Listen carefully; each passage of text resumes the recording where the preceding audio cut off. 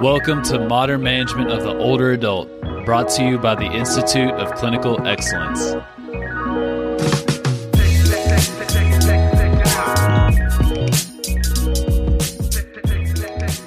Hey everybody, this is Dr. Shelby Blankenship with the MMOA ICE Division. I'm one of your TAs, and I am going to be talking today about bed mobility and how it is the lost transfer. I think this is one that probably a lot of people kind of always know that it's important, but don't always utilize the functionality of it when they're doing their assessments, regardless if that's in acute care, SNF rehab, home health, and outpatient. So I'm just going to go into a discussion of why we need to focus on this and make sure that it's at least part of our assessment to see if it's an issue or an opportunity for this patient to get even more independent in the home or in the hospital, depending on where they're at. So first off, when I talk about bed mobility, I'm going to be discussing rolling side to side, obviously prone to supine works as well, and then supine to sit and sit to supine.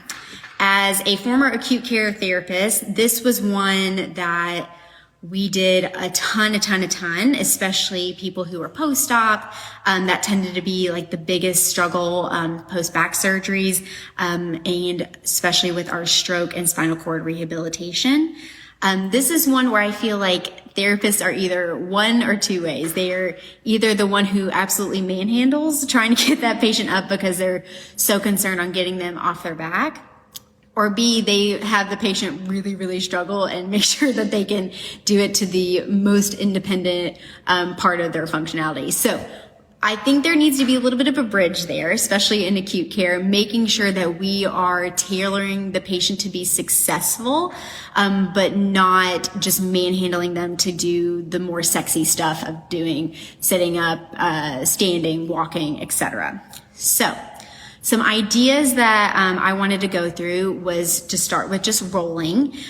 Make sure that this is something that the patient is set up for success for. Sometimes, depending on the bed or plinth that you have in your clinic or in your hospital, you want to have that thing on max inflate because it makes it a little bit of a harder surface.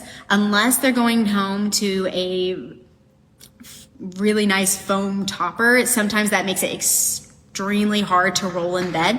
So just kind of keep those things in mind, but really using that head, neck, and trunk rotation, trying to get somebody over from side to side is super helpful. I always tell people to bend the opposite knee that they are going to be rolling towards. So if I'm rolling to the left, I'm going to be bending my right knee, punching that right arm up to the sky and trying to use that momentum to roll me over.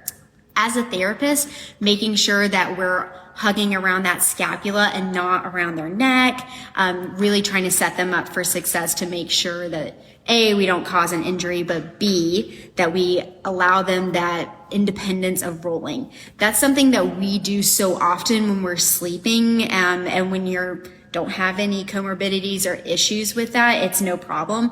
But when you do, it can lead to a lot of issues if you're not rolling consistently. And I'm sure we all know them.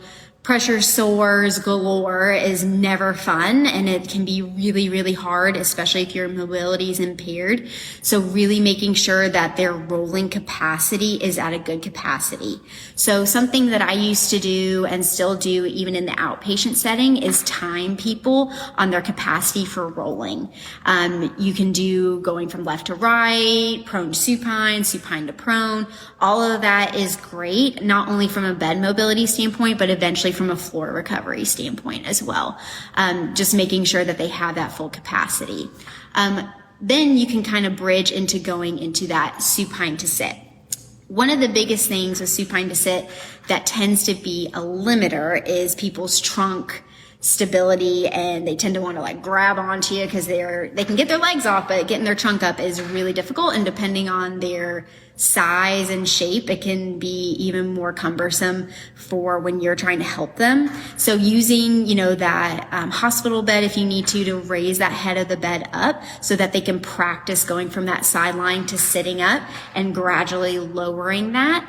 Same thing in like an outpatient, home health, inpatient rehab setting. You can always add like plinths or pillows, something probably a little bit more firm for them to push off of so they can practice more and more gradual range of motion of going from sideline to sitting. Another thing that we want to think about, especially with this population, is orthostatic hypotension. So keeping our eyes on, are they having that dizziness? Are they having any of those symptoms? And being able to screen for that and being able to make sure that we have a good treatment session set up for success so that they're not constantly passing out on us.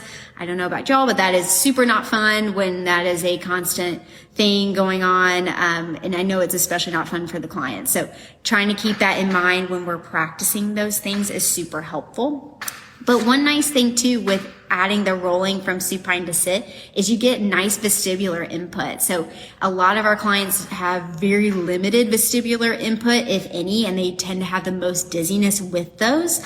So making sure that we're working on that cervical range of motion, we're getting that vestibular input, and adding some speed or maybe some weight to it and having it timed is really nice. Another thing I wanted to check on is when going from sit to supine.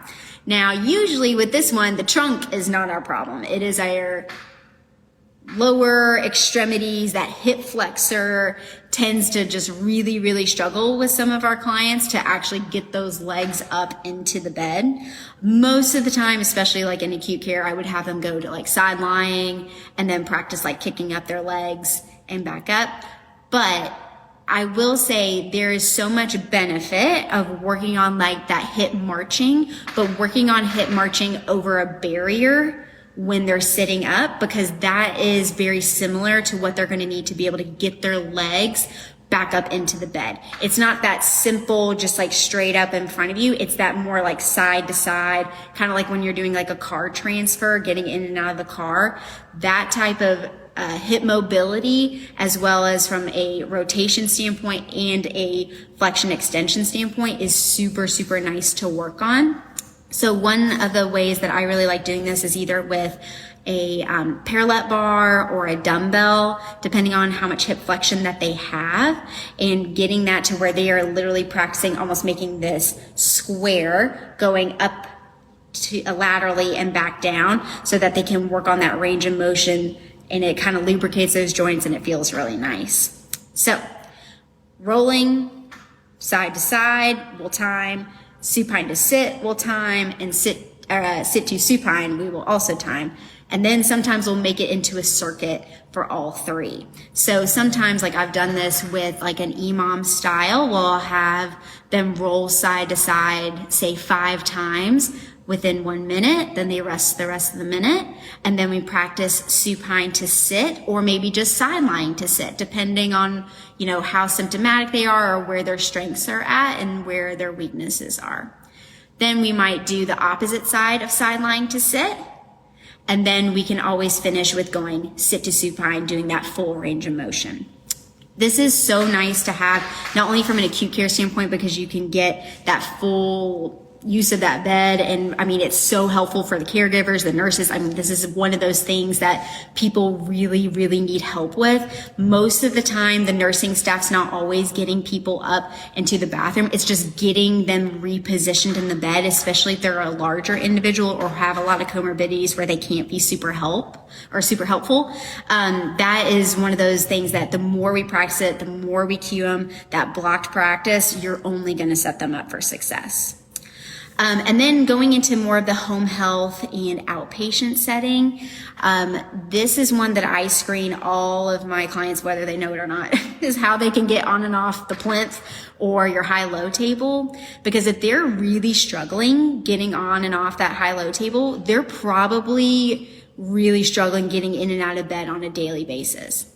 Now, hopefully they're not like sleeping in bed all day and going in and out, where they're taking naps all the time, just from a slight sleep hygiene standpoint.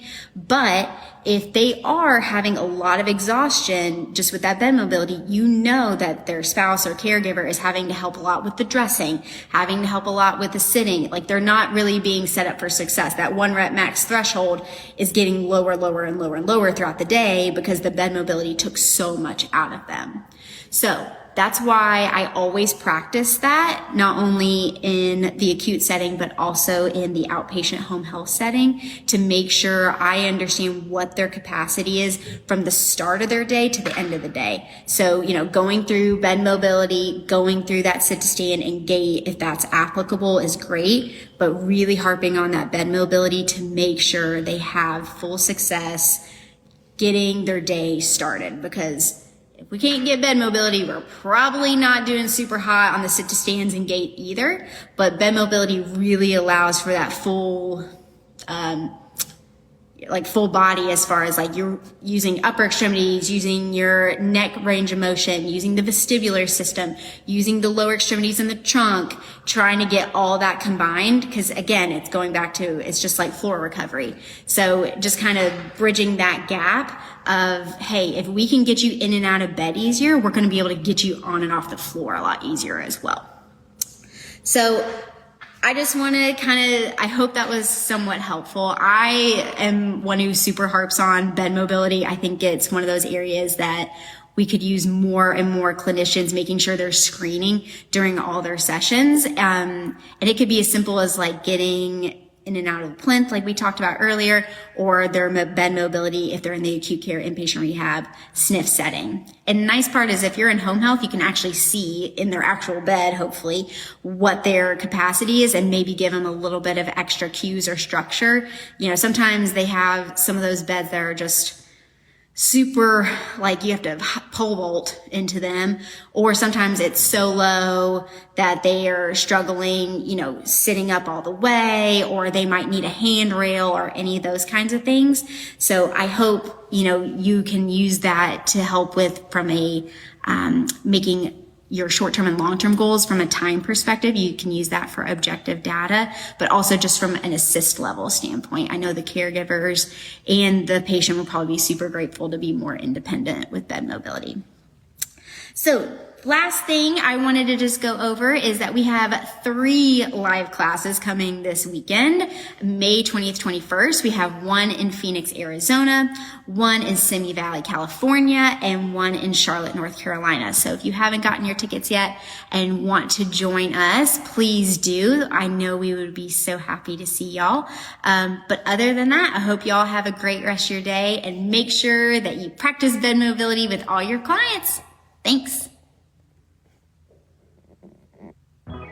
Thank you for listening to the MMOA podcast. If you found this helpful, please share with someone that could benefit.